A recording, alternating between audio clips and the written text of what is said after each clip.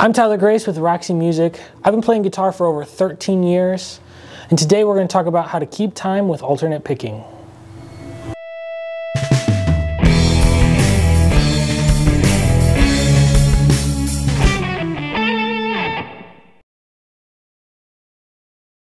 You may be wondering what alternate picking is and how we use it. The simplest explanation is how you stroke your note. So like when you go down with a pick, that's called a downstroke.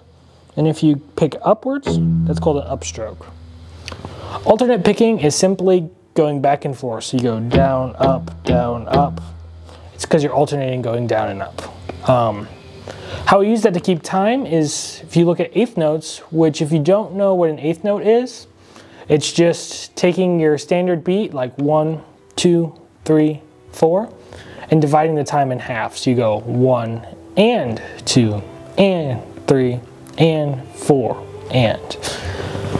How we apply that to alternate picking is you just alternate pick like that. So it's like 1 and 2 and 3 and 4 and. So you go down on the beat and up on the eighth note. How we utilize that, when you're playing weird rhythms where you don't just do straight eighth notes or straight 16th notes, which we'll talk about in a minute, you still have to ghost pick. What I mean by that is if you're just playing 1, 2, 3, 4, you go 1 and 2 and 3 and 4 and. Here's a more complex example of how that could work.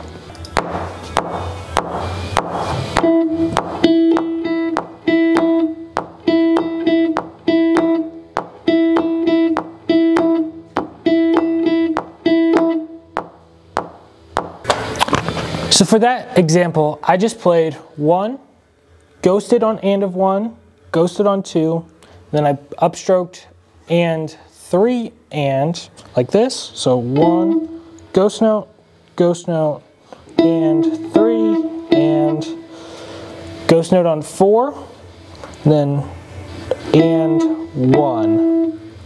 And that example it helps to keep time like that because your hand is kinetically moving. You can also use this concept for 16th notes. And a 16th note is just dividing the eighth note in half. So instead of 1 and 2 and, you get 1 E and 2 E and. And when you use 16th notes, the way it divides is it's 1, downstroke on 1, upstroke on E, downstroke on and then upstroke on This is a little more complex, so get the eighth notes down, but here is an example of how the 16th notes could work.